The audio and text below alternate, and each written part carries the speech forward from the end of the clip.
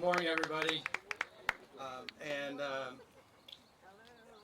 hearing Christian and Kira and Aaron speak, you just made this all worth it. You made it all worth it. Thank you. Christian just got accepted to Harvard. And Yale. Yale, Governor. And Stanford. All right, not doing so bad. Not doing so bad. Congratulations, and our future is bright with our kids. And that just shows that as parents, we all want better for our children than we had. That's our dream, to move forward. Not to stay in a place or to move backwards. And that's why we're here today, to celebrate a move forward, a new Norwalk High School. A world-class building that is focused on the future, not the 1970s. While some of us are nostalgic for our high school experience, growing academically and socially, making lifelong friends and getting out of our comfort zone, we should not walk into this very building we attended decades ago, now that our own children now attend, with the same look, feel, and function. In fact, these buildings cannot function the same because time pushes us forward. Technology advances and learning styles adapt. And so should our school infrastructure. After 52 years, it's time for a change. This Norwalk High School and P-Tech High School will be the fourth iteration for Norwalk. My grandmother graduated from the first Norwalk High School on West Avenue. I have cousins who graduated from Norwalk High School on East Avenue, now City Hall. And I graduated from the present school, as did my two children. We're all proud Bears, and we all love the city of Norwalk. It would be easy to keep the status quo. We have great teachers, administrators, and staff who persevere and demand excellence despite the challenges of a 1971 learning facility.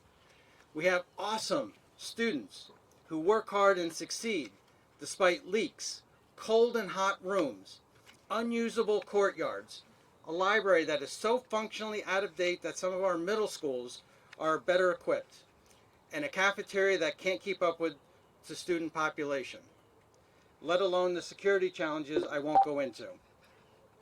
There's a pool with air quality problems, locker rooms that are not ADA compliant, and bathrooms on all floors with plumbing encased in concrete, making it virtually impossible to repair or update. If we were not here today at this groundbreaking, the city of Norwalk and the state of Connecticut would need to invest $20 million at a minimum to maintain the status quo. That would still leave us with a third-rate auditorium, a gymnasium with mold and termite damage, classrooms without elevator access, and a substandard physical plant. And the worst part, after tens of millions of dollars, the money invested would be invisible. Barely any of the work would be noticed. And that's why it's time for a new school. The state recognized, along with the city, that it did not make sense to throw good money after bad.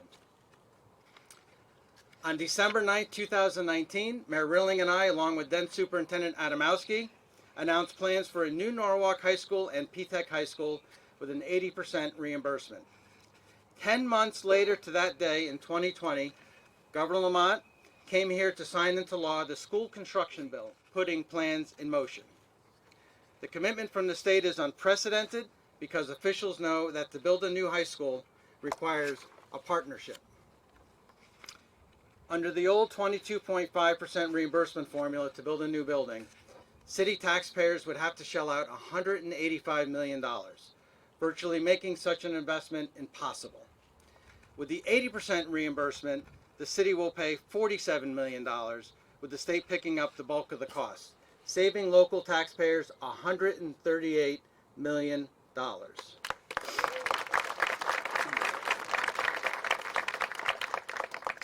When the project is complete, we will welcome 2,000 students, including 500 P-Tech students, 100 of whom will come from outside Norwalk. P-Tech is such a great model.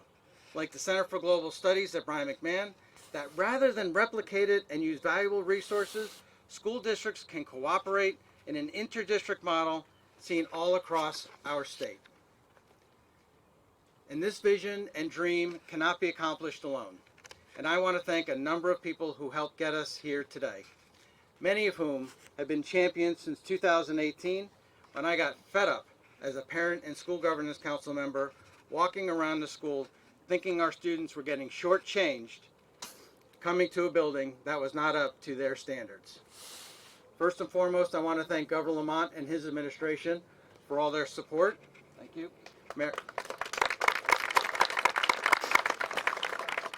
Mayor Rilling, thank you. It's a long list, so hold your applause. Superintendent Stray, we can give her a round of applause. So. My partners in the Norwalk Legislative Delegation, thank you. They have been here since day one. Members of the Norwalk Common Council, thank you. Members of the Norwalk Board of Education, thank you. Our Deputy Superintendent, Sandra Ferris, thank you for all her work that she's done. We could give her, she's got a lot of headaches. So. Senate President Martin Looney, who's been a partner with me in the Senate and he's been here all the announcements so far. My Senate colleagues and House leadership, Alan Lowe and his staff, I know he's here, back in the back, and Joanna there. Mary Jordan from the Norwalk Federation of Teachers, Michelle Gilman from the Department of Administrative Services, Charlene Russell Tucker, the Commissioner of the Department of Education, Noel Petra, Jim Giuliano and the CSG and his staff, Gilbrain Construction and Management Team, Kessel Booz and Associates, our workers who are here day in and day out, thank you for all your work. Joe Toner, Keith Brothers, and everyone from the building trades. This is a PLA project, so this is going to be a great project just like Cranberry School. Dr. Moore and Dr. Black, thank you for keeping everybody calm and cool and collected as we get through this process. I have to give a shout out to Mr. Roberts, our former principal here. Alicia King, who was thanked already, our former Chief of Staff in Norwalk. Tom Livingston, our current Chief of Staff, thank you. Norwalk DPW, Norwalk Rex and Park, Robert Stowers and Ken Hughes. Doug Marchetti, who's here, thank you, Doug. John Cross, from Brian McMahon High School, the Athletic Director. Jim Travers from Norwalk TMP, and Garrett Bilella, thank you guys for all you've done. Our staff at Senate Democrats, thank you all for your help and time. Our teachers who are here, I see a few teachers here who have been supportive since day one when it was not always easy, so thank you all for your support. Mr. Couture, Mr. Rivera, thank you. Our P-Tech teachers and staff and students, and of course the community for their support as well, because wherever I went in Norwalk, people would say, you keep at it. This is worth it. This is going to be good for our community. This is what we need, and this is what our kids deserve. So thank you to the community for your patience, your support, and keep pushing this forward. And I recognize that the construction will be difficult and disruptive at times, but we will work to minimize that for teachers, staff, students, and parents to the best extent possible. Just, however, wait until this new school opens. Look at that picture. Wait until this new school opens. Mark my words. This new building, pool, and fields will be the envy of the state. And as my former band director, the late Jeff Smith, would say to us right before a competition, where are you from? Where are you from? And we would say, Norwalk. He would say, hold your chin up and say it with pride. We will always be proud to be from Norwalk. And today gives us one more reason why. Thank you very much.